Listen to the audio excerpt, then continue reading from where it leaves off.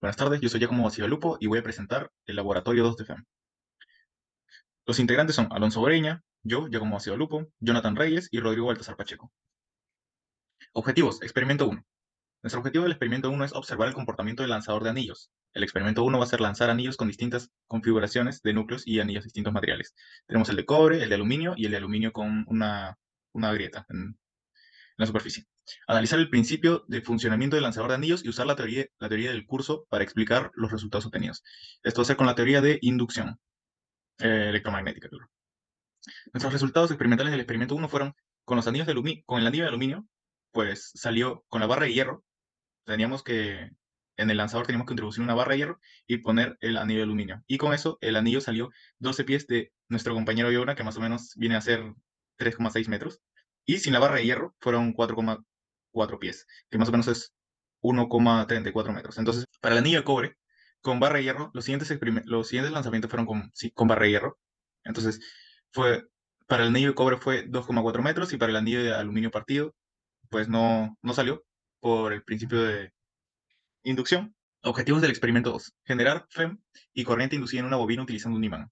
Utilizar la ley de Faraday para estimar el valor de la corriente inducida y compararlo con el valor de la corriente medida.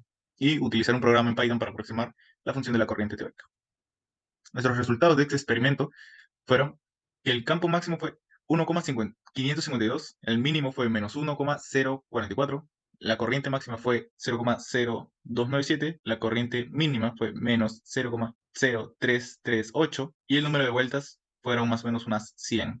Y el radio de la bobina es en centímetros. Objetivos, experimento 3. Utilizar un transformador mediante diferentes combinaciones de bobinas y núcleos de distintas geometrías. Medir el voltaje de la bobina primaria y de la bobina secundaria. Verificar la relación de transformación del transformador eléctrico.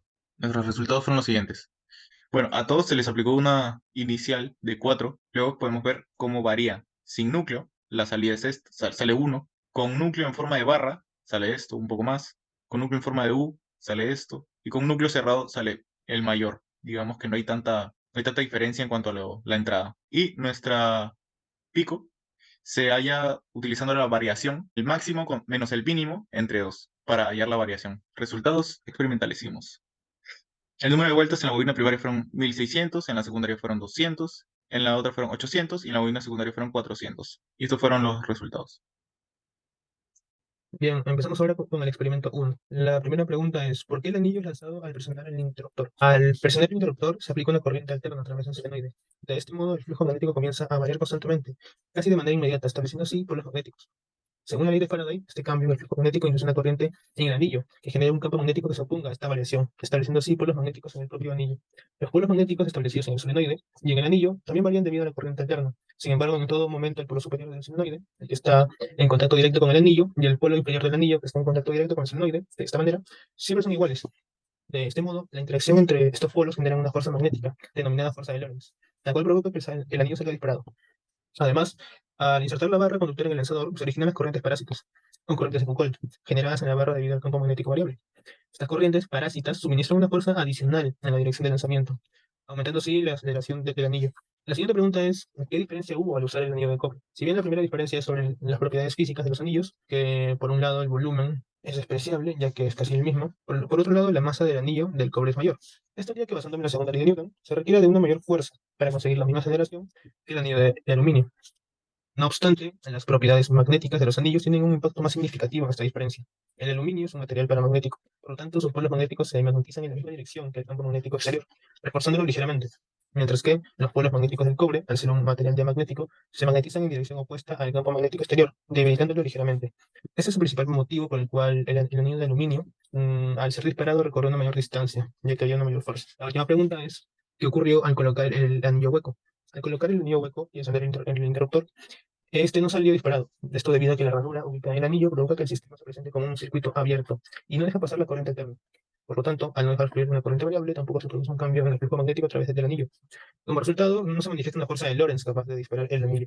Finalmente, en conclusiones, se explicó el funcionamiento del lanzador de anillos y se especificó que este fenómeno se comprende mediante la teoría del flujo magnético, la inducción magnética y la presencia de corrientes alternas y parasitarias. También Se analizaron las propiedades magnéticas de cada anillo, las cuales están involucradas en la fuerza que ejerce la bobina para dispararlos, y se determinó que la masa o el volumen no son principales causantes u opositores a esta fuerza, pero forman parte de este análisis. Experimento 2, cuestionario, el primer ítem. Para el intervalo aproximadamente senoidal de las mediciones de campo magnético y corriente, responde lo siguiente. ¿Por qué al hacer girar el imán se produce una corriente? Explica en base a la teoría vista en el curso. Bueno, aquí tenemos el imán, aquí tenemos dos bobinas, y bueno, aquí es donde estaba colgando el imán. Al imán le dimos vueltas, y luego lo soltamos para que comience a girar. Digamos que hace una variación de un campo magnético. Y aquí tenemos nuestra respuesta. Cuando el imán de neodimio se mantiene en una posición en equilibrio, el flujo magnético a través de la bobina permanece constante. Entonces digamos que no hay una variación, ¿sabes? Entonces, al girar el imán de neodimio, se produce un campo magnético en la bobina como una consecuencia de variación de flujo, exactamente. De este modo, se genera una corriente inducida en el imán. Durante el movimiento del imán, este se acerca y se aleja de la bobina. Por tanto, el flujo crece y decrece, induciendo una corriente instantánea que cambia la dirección. De esta manera, al tomar lectura, se analiza una corriente con valores positivos y negativos. Bueno, nos piden determinar el periodo y la velocidad angular.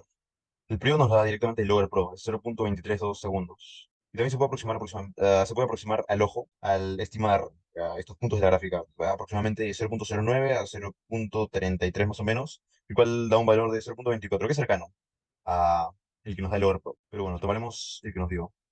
Así que para hallar la velocidad angular usamos esa expresión, 2pi entre periodo, lo cual nos da un valor de 27.0827 radianes por segundo. Con estimar la corriente inducida a pico y compararla con el valor obtenido experimentalmente. Bueno, para hallar el campo magnético pico, restamos máximo menos mínimo entre 2 y nos da este de acá, 1.298 militeslas. Tenemos la velocidad angular del anterior. Así que con estos dos datos y el dato del área, que nos da acá el radio, así que con el radio hallamos el área, acá, y por radio al cuadrado, tenemos la expresión de la corriente, del flujo magnético, que es 0.0159 coseno de 27.083 en miliwebers y 10 segundos.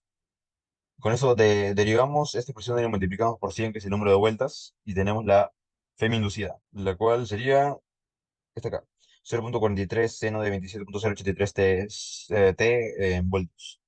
Y para hallar la intensidad de corriente hay que ir voltios entre ohmios. Y la resistencia la tenemos justo acá, 1,2 ohmios. Así que dividimos esta expresión entre 1,2 y nos queda 0.359 seno de 27.083 t en amperios. Así que este de acá, 0.0359, sería la corriente inducida pico. Y podemos hallar la experimental de la misma manera que el campo magnético pico. Máximo menos mínimo entre 2 y nos da un valor de 0.3117. ¿Cuál es aproximadamente cercano? 0.31, 0.35. Y la variación se puede ver a varios factores.